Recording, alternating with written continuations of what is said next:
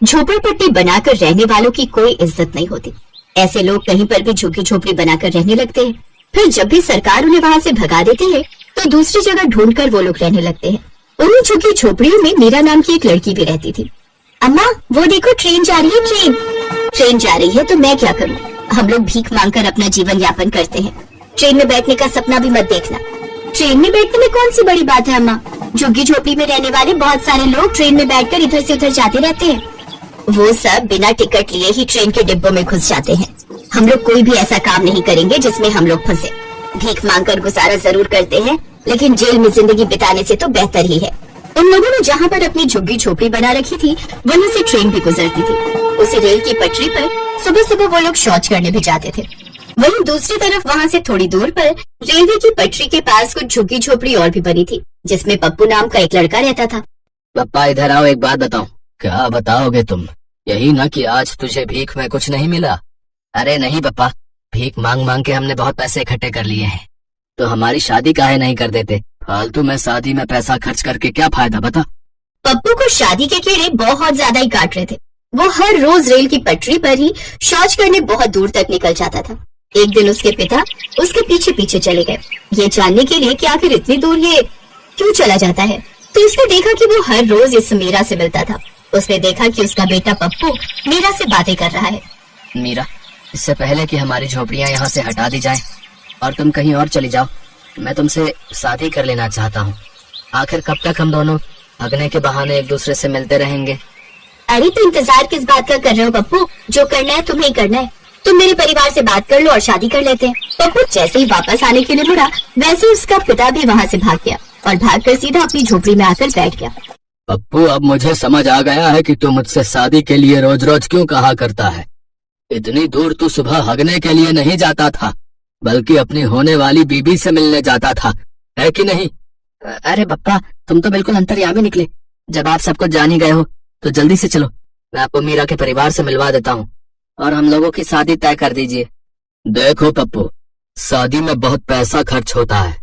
हम लोग भिखारी हैं और जिस लड़की से तू शादी करना चाहता है ना, वो भी भिखारी ही है। अरे कैसे होगी शादी, बता। वैसे ही जैसे आपने शादी की थी। शादी के समय आप भी कहीं के महाराजा नहीं थे। आपकी हालत भी उस समय यही थी। वैसे टेंशन ना लो, शादी में ज्यादा खर्चा नहीं करेंगे, जुगाड़ से हम लोग शादी कर लेंगे। बारिश की वजह से उसकी झोपड़ी से पानी टपकने लगा। इस टपकती हुई झोपड़ी में अपनी बीवी को रखोगे? पप्पा, तुम सवाल जवाब बहुत करते हो। चलो चलो जल्दी चलो मीरा के यहाँ मेरी शादी की बात करने। पप्पू अपने पिता के साथ मीरा के घर गया और दोनों की शादी की बात तय कर दी। ठीक अगले ही दिन, मीरा, आज हमारी सुहागरात है। तुम इस तरीके से शर्माती रहोगी तो कैसे चलेगा, बताओ। शर्म तो हर लड़की का गहना होता है मेरे पप्पू। बाहर देखो कितनी जोर से बिजली कड़क रही है। बारिश भी बहुत तेज हो रही है। इस झोपड़ी में कितने सारे छेद हैं। देखो ना, सारा पानी अंदर आता जा रहा है। बरसात के मौसम की वजह से हर रोज झमाझम बारिश होती थी। कपड़ों की बनी झुग्गी झोपड़ी पानी से लबालब भर गई। सारा पानी अंदर भर गया और कुछ ही देर में वो झोपड़ी टूटकर पानी में बहकर चली गई। अब वो दोनों काली रात में खुले आसमान के नीचे थे। बारिश भी बहुत तेज हो रही थी। अरे पप्पा कहाँ चले गए? कहीं बारिश में बह तो नहीं गए? तभी उसका पिता भागते हुए उन दोनों के पास आया और बोला, अरे बेटा पप्पू, हमारी झोपड़ी कहाँ गई? ससुर जी, हमारी झोपड़ी बारिश में बह गई। हमारे पास ना तो कोई तिरपाल है और ना ही मजबूत कपड़ा जिससे हम दोबारा झोपड़ी बना सके। और वैसे भी इतनी तेज तूफान आया है, कैसे होगा ये सब? अरे बातें मत करो, देखो बिजली कितनी तेज कड़क रही है। ठंड की वजह से तुम्हें बुखार आ जाएगा। तभी पप्पू के पिता की नजर ट्रेन के एक डिब्बे पर पड़ी जो काफी दिनों से बंद पड़ा था। पप्पू, वो देखो, वो ट्रेन का डिब्बा कई सालों से ऐसे ही बंद पड़ा है, फालतू में बेकार पड़ा है। चलो जल्दी से उस डिब्बे के अंदर चलते हैं, कम से कम इस बारिश से तो राहत मिल जाएगी। हाँ ससुर जी, ये आपने बिल्कुल सही कहा। हम लोग बचपन में इन्हीं ट्रेन के डिब्बों में छुपकर खेला करते थे। कभी कभी तो सो भी जाया करते थे। चलिए जल्दी चलिए, इस बारिश की वजह से तो हमारी सुहागरात भी अधूरी रह गई। अरे मीरा, कम से कम अपने ससुर जी के सामने ऐसी बातें मत करो। इतनी तेज बारिश में मुझे कुछ भी समझ में नहीं आ रहा है कि कौन ससुर है कौन पति। जल्दी चलो। वो लोग उसी रात में उस ट्रेन के खाली पड़े डिब्बे में चले गए। वहाँ पर उन्हें थोड़ी राहत मिली क्योंकि लोहे का पूरा डिब्बा था जिससे पानी अंदर आने का सवाल ही पैदा नहीं होता। तुम लोगों ने अपना सामान तो उठा लिया था ना? हाँ पापा, हम सारा सामान ले आए हैं। आप चिंता न करो, आपका सामान भी हम लोग उठा लाए हैं। पर झोपड़ी हमारी बह गई। बाकी सामान हमने बचा लिया। ठीक है, तुम लोग इसी डिब्बे में आराम करो, मैं दूसरे डिब्बे में जाता हूँ। पप्पू का पिता दूसरे के डिब्बे में जाकर अपने कपड़ों को बिछाकर वहीं सो गया। अगली सुबह भी बारिश बंद नहीं हुई तब मीरा ने कहा, देखो पप्पू, हम लोग जिस तरह से झोपड़ी बनाकर रहते थे उसका भी कोई सहारा नहीं था। कभी न कभी वहाँ से भी भगा दिया जाता। तो इसी तरह जब तक हम इस ट्रेन के डिब्बे में रह रहे हैं तब तक इसको बहुत अच्छा आशियाना बना सकते हैं। हम लोग मिलकर इसे बहुत अच्छा सजाते हैं। क्यों ससुर जी, मैंने ठीक कहा ना? हाँ बेटा, बात तो तुमने सही कही। कुत्ता भी जहाँ बैठता है उतनी जगह साफ करके ही बैठता है। तो अगर तुम इसे अच्छा बना सकते हो तो बना दो, हम लोग भी तुम्हारी मदद करेंगे। इस तरह से इस झमाझम बारिश में तीनों ने मिलकर उस ट्रेन के डिब्बे को अंदर से इतना सजा दिया कि वो किसी आलीशान घर से कम नहीं लग रहा था। लेकिन उस डिब्बे में वो लोग हमेशा तो रह नहीं सकते थे। इसीलिए मीरा ने कहा, अब हम लोगों को रहने की कोई परेशानी नहीं, लेकिन सरकार कभी न कभी तो यहाँ से हमें भगाई देगी। अब थोड़ा बड़ा सोचना पड़ेगा और भीख मांगनी बंद करनी पड़ेगी। हम लोग मिलकर कहीं मेहनत मजदूरी करते हैं और कहीं छोटी सी जगह लेकर अपना खुद का आशियाना बनाते हैं, वरना कब तक इधर उधर भटकते रहेंगे। ससुर जी को भी कितनी तकलीफ होती है, उनके बारे में तो सोचो। अब मीरा और पप्पू भीख मांगना छोड़कर मजदूरी करने लगे। उन्होंने अपने पिता को काम करने के लिए और भीख मांगने से मना कर दिया। 6 महीने तक वो लोग उसी ट्रेन के घर में रहे और कुछ पैसे इकट्ठा करके उन्होंने छोटा सा खेत खरीद लिया, क्योंकि खेत की जमीन सस्ती मिलती थी।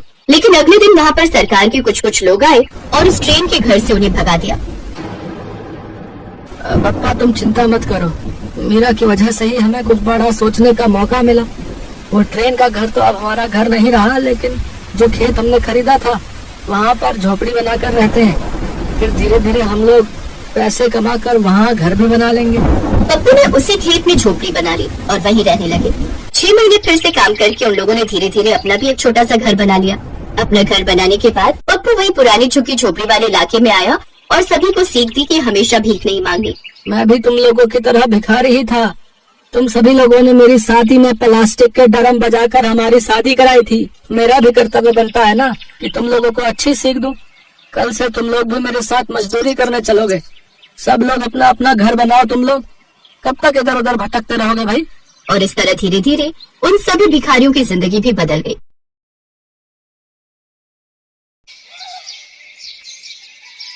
मनोहर पानीपुरी का ठेला चलाता था। उसकी एक 4 साल की बेटी थी और पत्नी शोभा दोबारा गर्भवती थी। मनोहर का परिवार बढ़ रहा था, इसी चिंता में वो ज्यादा मेहनत करता था। सुबह जल्दी उठकर पानीपुरी बनाने की सारी तैयारी करके मनोहर जल्दी ही काम पर निकल जाता था और शाम तक ठेले पर पानीपुरी बेचता था। मनोहर की पानीपुरी लोगों को बहुत पसंद थी, इसलिए ग्राहक भी आ ही जाते थे। मनोहर पानीपुरी खिला भाई। आटे की या सूजी की भैया जी?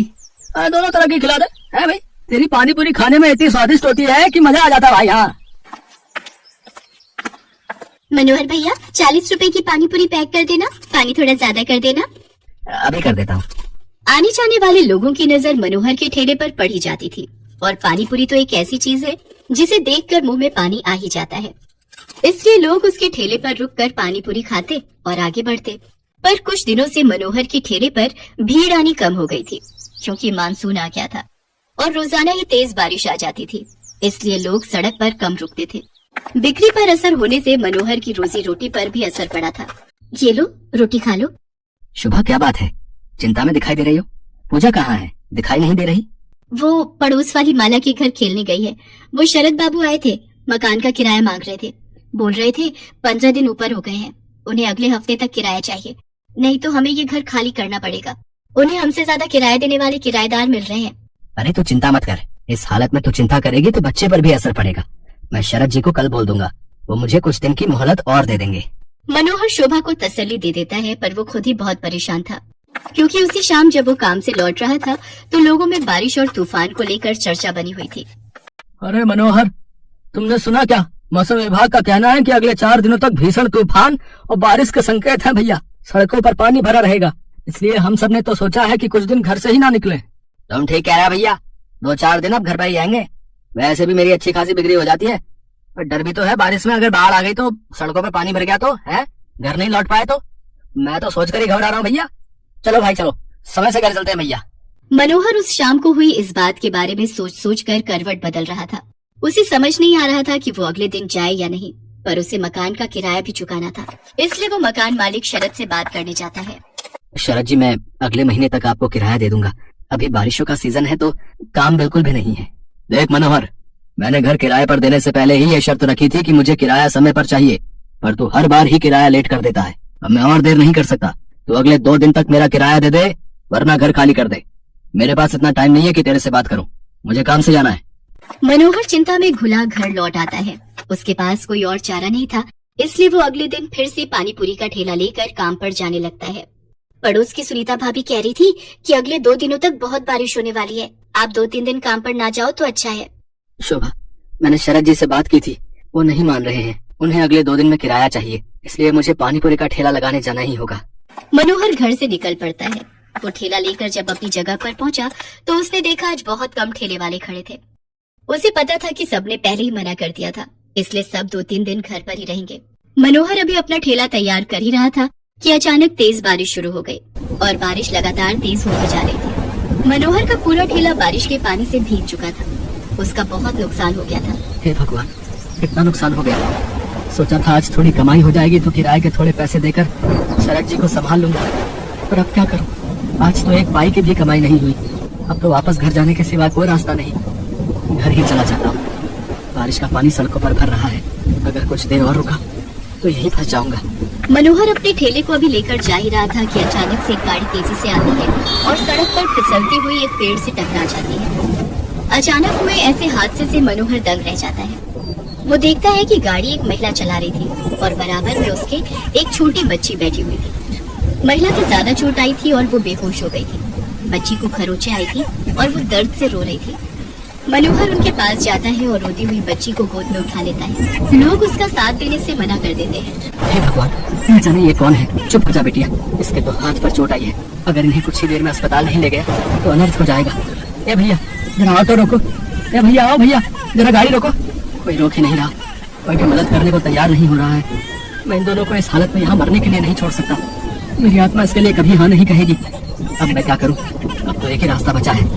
मनोहर को कुछ समझ नहीं आ रहा था। उस महिला की हालत गंभीर होती जा रही थी, उसके खून बह रहा था। मनोहर जल्दी से अपने ठेले का सामान उतारता है और बड़ी मुश्किल से उस औरत को अपने ठेले पर लिटाता है और बच्ची को भी साथ में ठेले पर बिठाकर बारिश में भीगता हुआ बड़ी मुश्किल से एक अस्पताल में पहुंचता है। उसे इस हालत में देखकर अस्पताल के डॉक्टर और नर्स जल्दी से उस महिला को एडमिट करते हैं। मनोहर उस रोती हुई बच्ची को संभाल रहा था। बच्ची के हाथ में चोट थी। मनोहर ने अपने मोबाइल से अपनी पत्नी शोभा को भी फोन कर दिया था ताकि वो परेशान ना हो। कुछ घंटों बाद महिला को होश आता है। वो अपने पति को फोन मिलाती है। कुछ देर बाद उसका पति हॉस्पिटल पहुंचता है और अपनी पत्नी और बच्चे की हालत देखकर घबरा जाता है। डॉक्टर, सुषमा कैसी है? ये सब क्या हो गया? सुषमा, मुझे तो लगा था तुम अपनी मम्मी के घर पहुंच चुकी होगी। रोहित, मैं घर से निकली थी तो बारिश नहीं थी। मैंने सोचा आराम से पहुंच जाऊंगी, पर अचानक पता नहीं क्या हुआ, मैं गाड़ी संभाल नहीं पाई। कीचड़ में वो फिसलती चली गई और उसके बाद तो मुझे होश ही नहीं था। रोहित, ये भैया बहुत अच्छे हैं। आज इन्होंने मेरी और स्वाति की जान बचाई है। आपकी वाइफ ठीक कह रही है, आज की दुनिया में ऐसी मदद कोई नहीं करता। हमने अपनी आंखों से देखा था। ये भैया बारिश में अपने ठेले पर आपकी पत्नी और बच्ची को हॉस्पिटल लेकर आए थे। मैं आपका एहसान किस तरह से चुकाऊंगा? आपने जो मेरे लिए किया है, उस एहसान के बदले में आपके लिए कुछ भी कर सकूं तो मेरे लिए बहुत बड़ी बात होगी। बाबूजी, ये तो मेरा धर्म है। अगर मुसीबत में पड़े लोगों की जिसने सहायता नहीं की तो वो इंसान ही क्या। रोहित को पता चलता है कि मनोहर पानीपुरी का ठेला चलाता है। वो देखता है कि मनोहर बहुत गरीब और मजबूर है, जो अकेले ही बड़ी मुश्किल से अपना परिवार चला रहा है। मनोहर भैया, अब आपको चिंता करने की कोई जरूरत नहीं है। आपका मकान का किराया भी भर जाएगा और आपके परिवार की परेशानियां भी दूर हो जाएंगी। आपकी अपनी पानीपुरी और चाट की दुकान होगी, जिसको खुलवाना मेरी जिम्मेदारी है। रोहित की बातें सुनकर मनोहर के चेहरे पर खुशी झलक आती है। कुछ ही दिनों में रोहित मनोहर को पानीपुरी और चाट की एक बड़ी और अच्छी दुकान खुलवा देता है। मनोहर को उसकी अच्छाई का फल मिल जाता है और उसकी सारी परेशानियां दूर हो जाती हैं।